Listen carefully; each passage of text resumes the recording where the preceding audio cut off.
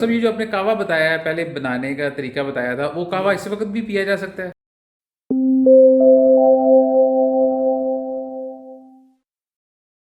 जिससे गले में किसी किस्म के कोई जरासीम है उससे निजात मिल सकती है।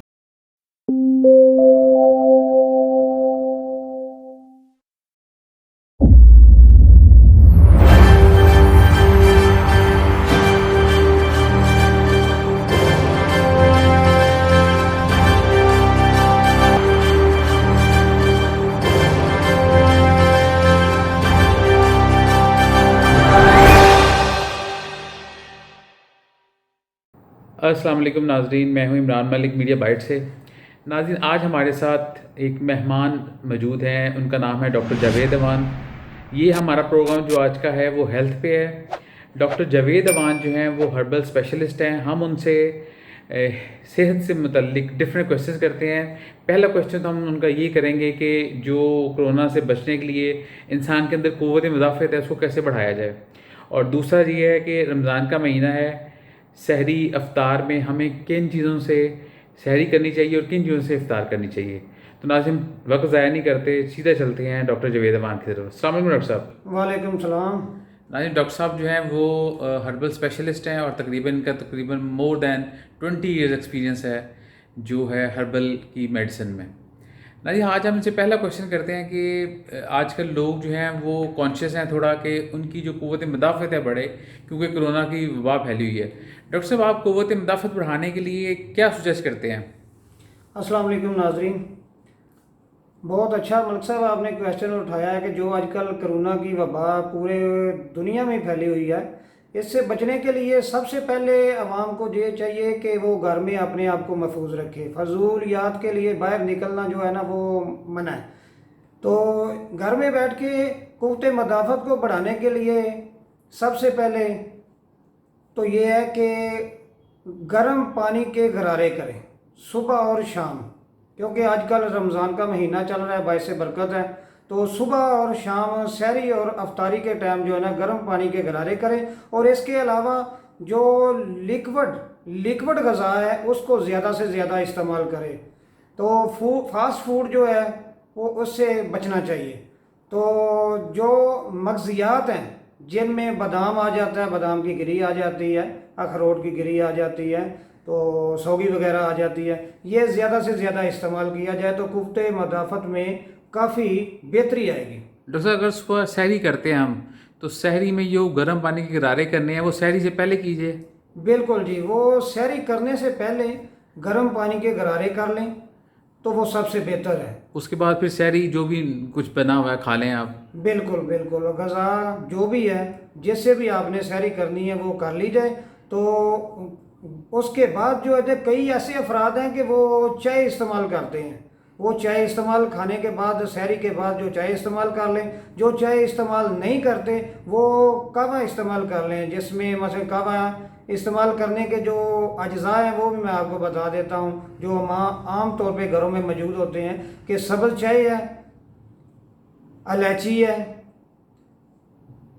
दूसरा लौंग के 2 दाने हैं, 2 लौंग के डाल लें। इसके अलावा दालचीनी है। ये इसका कहवा बना के तो सहरी के बाद इस्तेमाल कर लिया जाए तो बेहतर है। अरे डॉक्टर, सहरी में खाते हुए दही इस्तेमाल किया जा सकता है? बिल्कुल जी, दही लिक्विड में दही आ जाता है, लिक्विड ठीक में दही इस्तेमाल कर लें, दही इस्तेमाल कर लें। दूसरा लस्सी दही की इस्तेमाल कर लें, जो भी अवेलेबल हो लिक्विड इस्तेमाल किया जाए तो सबसे बेहतर है। ठीक है। आपने कहा चाय भी पी जा सकती है, यानी चाय भी लेकिन गर्म पी जाए। बिल्कुल। अच्छा डॉक्टर साहब, अफ्तारी के टाइम पे अक्सर हमारे नॉर्मल लोगों के घरों में पकौड़े बनते हैं, समोसे खाए जाते हैं, तो आप क्या कहेंगे सहरी में क्या कुछ खाया जाए? अफ्तारी में खाने के लिए सबसे बेहतरीन जो है ना वो सबसे पहले तो जब अफ्तारी का टाइम होता है तो उस वक्त खजूर से अफ्तारी की जाती है। तो अफ्तारी खजूर के बाद बेहतर ये है कि शरबत वगैरह कोई इस्तेमाल कर लिया जाए। जो बेहतर है कि घर में अगर कोई जूस वगैरह बना लेते हैं फ्रेश तो जूस फ्रेश जूस से कहते हैं, तो वो सबसे बेहतरीन चीज़ है। तो फास्ट फूड जो है इससे तो बिल्कुल बेहतर है कि बंदा बच ही जाए तो बेहतर है, क्योंकि इससे क़ुव्वत मदाफ़त में कमी होती है। तो इससे बचा जाए तो बेहतर है।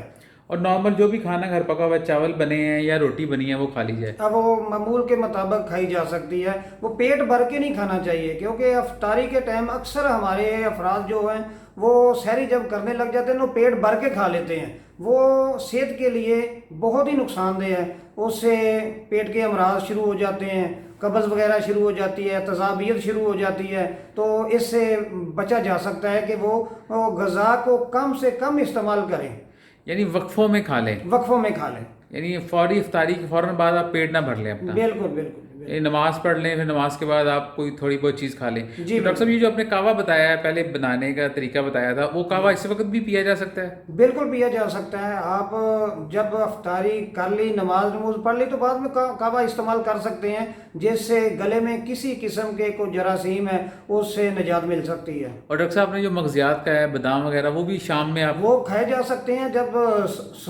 सोने से पहले, जब मर्जी बंदा खा सकता है। ठीक है, यानी ये गर्मियों का मौसम है, उसका कोई फ़र्क नहीं पड़ता? कोई फर्क नहीं पड़ता। लिमिट से ज्यादा ना खाएं, लिमिट से ज्यादा खाएंगे तो साफ साफ कोई भी चीज अगर लिमिट से बादाम ज्यादा की 7-8 गिरियां आप कहते हैं? बिल्कुल बिल्कुल बिल्कुल। और साथ आपने कहा मेवा सौगी खा सकते हैं जी, थोड़ी जी, सी।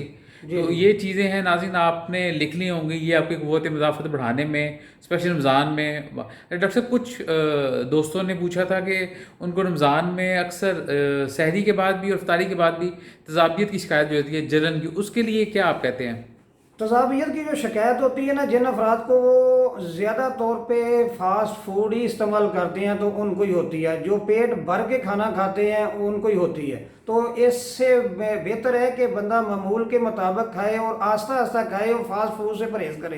तो ये जितना भी अमराज हैं ये इससे बचा जा सकता है, ये तज़ाबियत वगैरह है इससे बचा जा सकता है। क्योंकि जब अफ्तारी के टाइम पे आप पकोड़े, समोसे और फास्ट फूड का ज़्यादा से ज़्यादा इस्तेमाल करेंगे तो साफ ज़ाहिर है कि तज़ाबियत ही बढ़ेगी। तो चटनी डॉक्टर साहब आप कह रहे थे एक बनाई जा सकती है जो कि आप अफ्तारी में खाने बिल्कुल जी बिल्कुल। वो डॉक्टर साहब इसमें चटनी अफ्तारी के टाइम आप दही में डाल के भी चटनी इस्तेमाल कर सकते हैं, जो मैं बता देता हूँ कि हरी मिर्च है, पुदीना है, धनिया है, इसमें दूसरा अनारदाना डाला जा सकता है। तो इसकी चटनी बना के वो साथ साथ इस्तेमाल की जाए, सुबह भी की जा सकती है और शाम को भी की जा सकती है। अच्छा, आप कहते हैं मतलब ये चटनी बना ली जाए, अनारदाना, पुदीना, धनिया और हरी मिर्च, जी जी बिल्कुल, इसको इसकी चटनी बना लें और जब खाना खाएं तो खाने के साथ खा लें। साथ इस्तेमाल किया इसको जा दही के साथ भी लिया जा सकता है? दही में भी इस्तेमाल करके इस्तेमाल कर सकते हैं। और यानी सहरी में हम जो खाएं उसमें भी इस्तेमाल कर लें और अफ्तारी में भी इस्तेमाल कर लें? बेशक बेशक। अच्छा अच्छा डॉक्टर साहब, अक्सर लोग कहते हैं जी वो रात को जो है वो शाम को चाय नहीं पीनी चाहिए, नींद नहीं आती, तो क्या कहते हैं इफ्तारी के बाद चाय बंदा पी सकता है? हाँ जी पी सकता है जी, जो आदी हैं वो तो पी सकते हैं, उनके लिए तो कोई ऐसा मसला नहीं। अच्छा, वो पी सकते हैं। ठीक है, बहुत शुक्रिया डॉक्टर साहब। आज के प्रोग्राम के लिए नाज़रीन इतना ही। इंशाल्लाह अगले प्रोग्राम में अगर आपको क्वेश्चन पूछें डॉक्टर साहब से लिख के भेजिएगा, इंशाल्लाह हम आपको उनके जवाब डॉक्टर साहब से लेके देंगे। तब तक नाज़रीन इजाज़त दीजिए। डॉक्टर साहब बहुत शुक्रिया, अल्लाह हाफ़िज़।